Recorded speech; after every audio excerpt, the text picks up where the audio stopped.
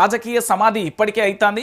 ఇక పూర్తి స్థాయిలో మళ్ళీ భవిష్యత్తులో రాజకీయాలలో రేవంత్ రెడ్డి ముఖ చిత్రం కనబడదు అనేది ఇప్పటివరకు చాలామంది విశ్లేషకులు కూడా చెప్తున్న పరిస్థితి అయితే కనబడుతుంది. ఇంకొక అంశాన్ని కూడా నేను చెప్పాల్సిన అవసరం ఉంది. ఇక్కడ ఈ హిట్లర్కు సంబంధించి ఆదర్శంగా తీసుకున్నాడు కదా, ఒకసారి మీ అందరికీ చెప్తున్నా, బడులకు 4,000 కుదిస్తాం, తెలంగాణకు 27,000 ప్రభుత్వ స్కూళ్లకు అవసరం లేదు, తండాకో లేదా గూడానికో స్కూలు అవుట్డేటెడ్ విధానం, క్లస్టర్కు ఒక స్కూల్ ఉండాలనేది మా పాలసీ. ఆ తరగతిలో 30 మంది మాత్రం విద్యార్థులు ఉండేలా ఏంది అంటే ఏది రేషనలైజేషన్ అంటే రెగ్యులరైజేషన్ కావచ్చు, అదేదో తప్పుబడి ఉండాలి. మనకున్న 27,000 స్కూళ్లను 4,000కు తగ్గించాలని మా అధికారులకు స్పష్టమైన ఆదేశాలు జారీ చేసిన ఏంది అంటే కాంక్లేవ్, ది హిందూ హడలకు సంబంధించిన కాంక్లేవ్లో పూర్తి స్థాయిలో ముఖ్యమంత్రి గారు చెప్పిండు. మరి మిగతా ఇప్పుడు ఒకసారి లెక్కలు చెప్తున్నారు, నా దగ్గర లెక్కలు ఉన్నాయి. ఎందుకంటే తెలంగాణ రాష్ట్రంలో ఇప్పటి వరకు 4,000 స్కూళ్ళను కుదిస్తామంటూ రేవంత్ రెడ్డి చెప్తున్నాడు. 27,000 ప్రభుత్వ స్కూల్ అవసరం లేదు అంటూ చెప్పిండు. అసలు తెలంగాణలో ప్రభుత్వ స్కూళ్ళు ఎన్ని ఉన్నాయి, దాంతోపాటు ఎంతమంది టీచర్లు ఉన్నారు, ఎంతమంది విద్యార్థులు ఉన్నారు అనేది లెక్కతో పాటుగా ముఖ్యమంత్రి వచ్చిన తర్వాత ఎన్ని స్కూళ్ళు మూతపడ్డాయి అనే లీస్ట్ కూడా ఒకసారి తీద్దాం. ఎందుకంటే ఇది తెలంగాణ సమాజానికి తెలవాల్సిన అవసరం, తెలుసుకోవాల్సిన అవసరం, ఇది మనందరం కూడా చూడాల్సిన అవసరం. రోజు ప్రభుత్వ స్కూళ్ళకు సంబంధించి మరి ప్రైవేట్ స్కూళ్ళు ఎందుకు నడుస్తున్నాయి, ప్రభుత్వ స్కూళ్ళు ఎందుకు నడపలేకపోతున్నారు అనేది చెప్పలేకపోతున్న ఒక దుర్మార్గమైన అంశానికి సంబంధించి కూడా చూస్తున్న అంశం. సో మొత్తానికి రాష్ట్రంలో దాదాపుగా ఇప్పటి వరకు ఇక్కడ చెప్పిన లెక్క ఎంత, 27,000 ప్రభుత్వ స్కూళ్ళు అన్నాడు. కానీ ఇక్కడ ఏంది అంటే 26,141 పైగా కూడా ప్రభుత్వ మరియు స్థానిక సంస్థల పాఠశాలలు ఉన్నాయండి తెలంగాణ రాష్ట్ర వ్యాప్తంగా. మొత్తం ఉపాధ్యాయుల సంఖ్య ఎంత అనేది కూడా మీకు క్లారిటీగా నేను చెప్పే ప్రయత్నం చేస్తాను. ఎందుకంటే తెలంగాణ ప్రాంత ప్రజలందరూ కూడా ఆలోచించాల్సిన విషయం ఏంటంటే 26,141 స్కూళ్ళు ఉన్నాయి. దీంట్లో ప్రధానంగా కూడా పనిచేస్తున్న మంది టీచర్లు అంటే ప్రభుత్వ రంగంలో సుమారుగా 1,54,956 మంది టీచర్లు పనిచేస్తున్నారు. సో ప్రభుత్వ స్కూళ్ళల్లో సుమారుగా కూడా 26,29,488 మంది విద్యార్థులు చదువుకుంటున్నారు. అంటే రేవంత్ రెడ్డి క్రూరమైన ఆలోచనలకు ఇది ఒక నిదర్శనం. 26,141 స్కూళ్ళల్లో 26,29,488 మంది విద్యార్థులు చదువుతూ ఉంటే ఈ విద్యార్థులకు 1,54,956 మంది అధ్యాపకులు విద్యాబోధన చేస్తున్న పరిస్థితి కనబడుతుంది. అయితే ఇక్కడ ఏం చేస్తున్నారు, రేవంత్ రెడ్డి వచ్చిన తర్వాత ఎన్ని స్కూళ్ళు మూతపడ్డాయో కూడా మీకు తెలియదు కదా. ఒకసారి అధికారికంగా లెక్కల ప్రకారం చెప్తా. అంటే జీరో ఎన్రోల్మెంట్ నెపంతో ఇప్పటి వరకు ఏంది అంటే 1,441 స్కూళ్ళను మూసివేసిండండి రేవంత్ రెడ్డి. 1,441 ఆ స్కూళ్ళు మూతపడ్డ పరిస్థితి కనబడ్డాయి. ఇక రెండో విడతగా ఏం చేసిందంటే మరో 640 స్కూళ్ళను త్వరలో మూసేయబోతున్నా అంటూ కూడా చెప్తున్న పరిస్థితి కనబడుతుంది. ఇంకొక అంశం ఏంటంటే భవిష్యత్తుకు ముప్పు అంటే తెలంగాణ రైజింగ్ విజన్ 2047 అని చెప్తున్నాడు. దాంతోపాటు మెర్జర్ పాలసీ కింద రాబోయే రోజులలో ఏకంగా కూడా 5,000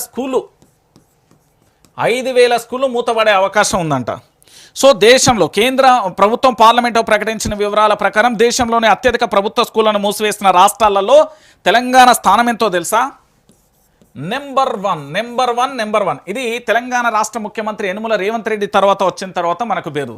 అంటే ఒకసారి మీరు అందరూ కూడా ఆలోచించాల్సిన విషయం, మొత్తం 26,141 స్కూళ్ళు ఉంటే దాంట్లో 26,29,448 మంది విద్యార్థులు ఉంటే 1,54,956 టీచర్లు ఉంటే దాంట్లో ఇప్పటి వరకు 1,441 స్కూళ్ళను మూసివేసేళ్ళు.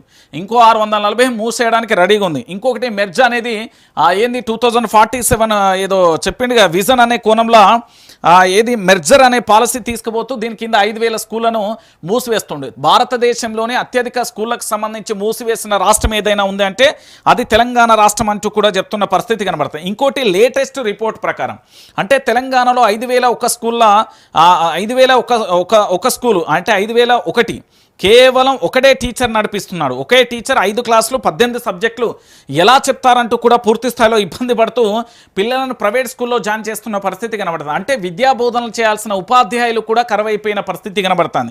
అంటే వాళ్ళ నియామకాలు లేకపోవడం వాటి వల్ల పూర్తి స్థాయిలో ఉపాధ్యాయ ఖాళీలను భర్తీ చేయకుండా స్కూళ్లకు కనీస వసతులను కల్పించకుండా పిల్లలు రావడం లేదనే నెపంతో ఆ స్కూళ్లను మూసివేసి ఆ భూములను కార్పొరేట్ సంస్థలను కట్టబెట్టేందుకు 4,000 స్కూళ్లను మూసివేస్తున్నారు అనే విమర్శలు వస్తున్నాయి. 4,000 స్కూళ్ళు మూతపడితే మిగిలిన ఊళ్ళ పిల్లలు ఎక్కడికి పోవాలి? ఇది తెలంగాణ రాష్ట్ర వ్యాప్తంగా ఉన్న ప్రజలు అడుగుతున్న ప్రశ్న.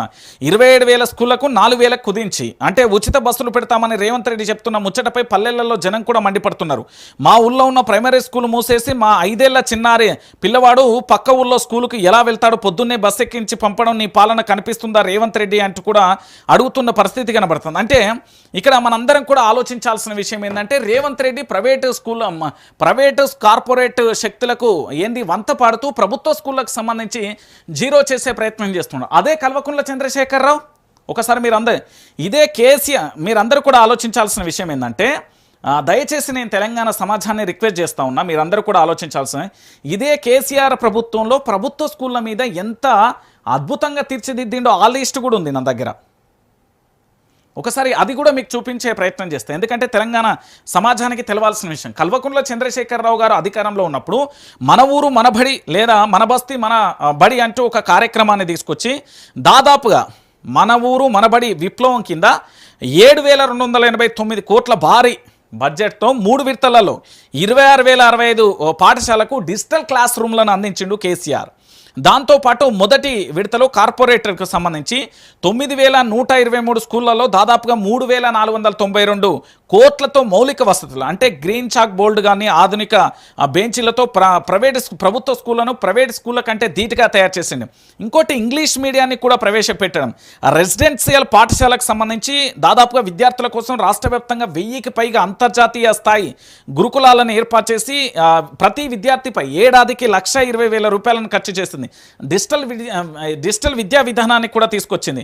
సో కేసీఆర్ అంత అద్భుతమైన డెవలప్మెంట్ చేసి 7,000 స్కూళ్ళు మాకద్దు, కేవలం 4,000 స్కూళ్ళే మాకు చాలు అంటూ ఈ రేవంత్ రెడ్డి పాడుతున్న ఈ వంతను తెలంగాణ ప్రాంత ప్రజలందరూ కూడా దయచేసి గమనించాలని నేను రిక్వెస్ట్ చేస్తున్నాను. ఎందుకంటే పూర్తి స్థాయిలో రేవంత్ రెడ్డికి సంబంధించి ఏం చేస్తున్నాడు ఏం కథ అనేది కూడా మనం పూర్తి స్థాయిలో ఆలోచించాల్సిన విషయం. ఇక చూడు తెలంగాణ ప్రాంత